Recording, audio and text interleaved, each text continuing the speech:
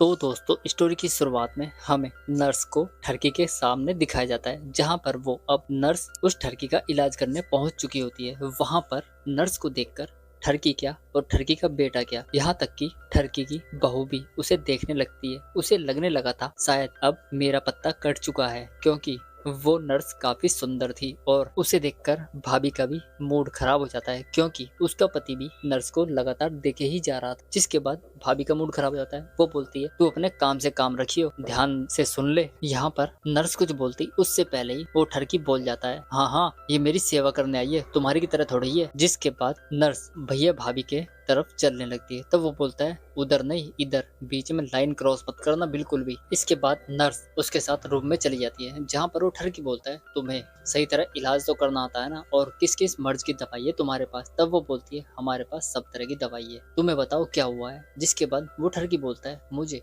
ऊपर से लेके नीचे तक सारा शरीर पूरी तरह से दर्द कर रहा है, तो शुरू करो इलाज। जिसके बाद वो अपने कपड़े उतार कर फेंक देता है। यहाँ पर नर्स उससे बोलती है नहीं नहीं कपड़े नहीं, ऐसा करो तौलिया दे दो मुझे। वो ठरकी बोलता है अरे तौलिया की क्या जरूरत है, मैं हूँ तो। जिसके बाद वो नर्स बोलती है नहीं नहीं वो मुझे चाहिए। फिर क्या था, वो ठरकी तौलिया लाकर भी दे देता है और बोलता है लो जल्दी से अब मेरा इलाज शुरू कर दो, सारा शरीर दर्द कर रहा है। इसके बाद नर्स उसका इलाज करना शुरू करती है। वो उसके हाथ पैरों की मालिश करना शुरू करती है और बाहर से ठरकी की बहू उसे देखने लगती है। यहाँ पर नर्स ठरकी की ऑयलिंग इस ढंग से करती है कि उसे पूरा रोमांच आने लगता है, जबकि बाहर खड़ी हुई ठरकी की बहू को देखकर काफी गुस्सा आ रहा था। नर्स के आने के बाद उसका पत्ता पूरी तरह से कट चुका है, इसलिए वो वहां से चली जाती है और यहाँ पर नर्स उसकी बंदूक से खूब फायर करती है। यहाँ से भाभी सीधा अपने पति के पास जाती है। वो बोलती है तुम्हारे बाबूजी का पता नहीं क्या है, वो रोज नई लड़कियां बुला लेते हैं और अपनी इज्जत तो छोड़ो उन्हें हमारी इज्जत का भी ख्याल नहीं है। तब उसका पति बोलता है अरे क्या हुआ,